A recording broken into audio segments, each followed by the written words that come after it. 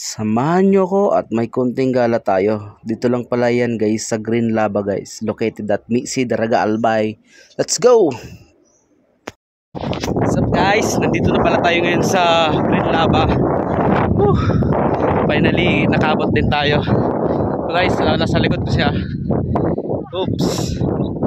Whew. Located at Mixi, Daraga, Albay. Si Mayon di masyado nagpapakita. Hindi natin alam bakit. So, proceed na ako guys.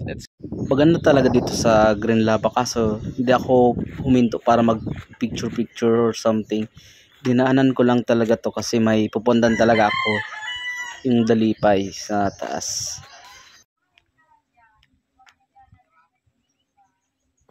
Hindi talaga nawawalan ng turista dito sa Green Lava guys kasi sobrang ganda talaga guys.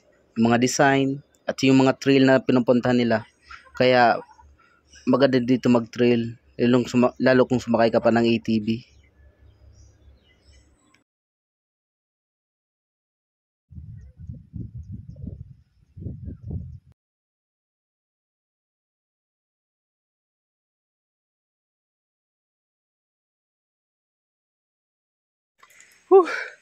Kanina nadaanan natin yung Green Lava pero di natin yung main objective kasi pupunta tayo sa Dalipay.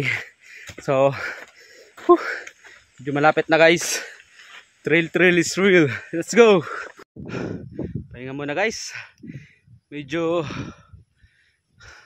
kakaingal talaga pero supposed to be malapit na tayo kaya konting check na lang. Aha. Bon James, dito bagay ang 360 mo oh. Arat na. Hello, Bon James, sintatao ka. Nandito tayo ngayon sa pinakataas ng Green Lava. Yan oh.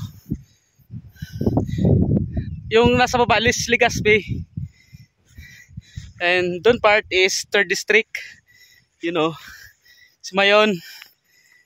Bon James, dito bagay talaga ang 360 mo oh. May bangin sa baba. Yun oh.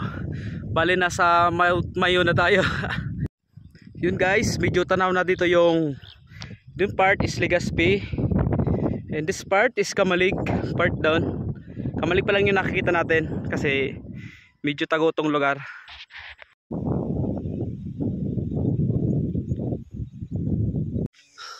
Medyo pahirapan talaga guys pumunta ng Dalipay kasi yung pag di ka pa sanay medyo na mahirap talaga mga ganitong daanan.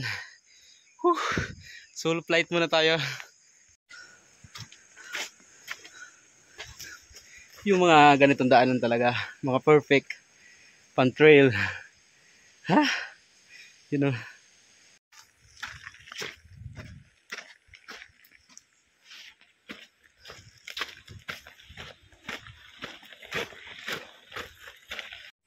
Grabe guys. Medyo nakakapagod talaga. Ang daanan dito medyo taas baba. Pero super lapit na tayo sa pupunta natin. Which is Dalipay. Siguro malapit na. Grabe guys, finally.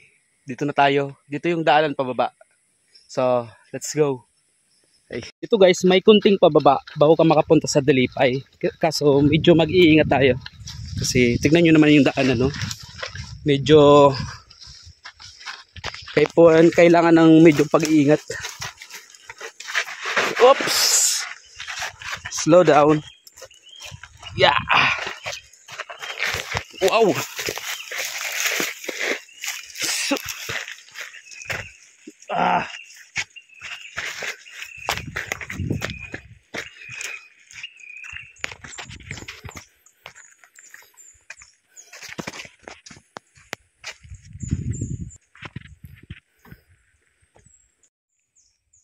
Ito na guys yung sinasabi ko. Yun o. Sobrang laki nitong bato. Yan. Makita naman sa likod. Yan o. Yan. Yung medyo nauuhaw. May libreng tubig dito guys. Yung tipong no choice ka na. Ito yun. Wala tayong baon tubig. So ito try natin to guys. Kung ano ba talaga lasa niya. Kuha tayo ng konti.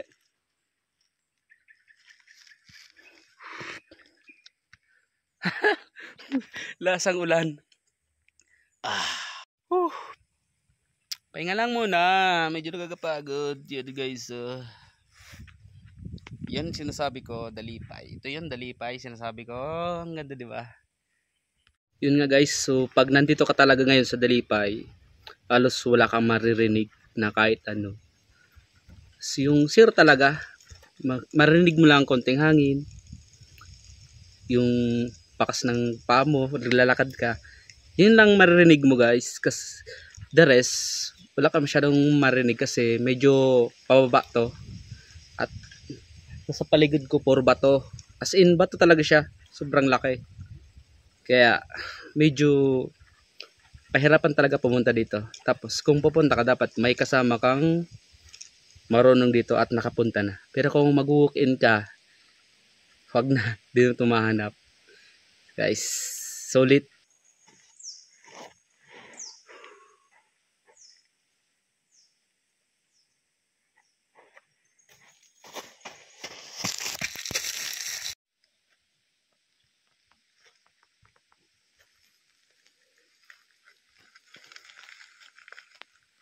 Yun guys.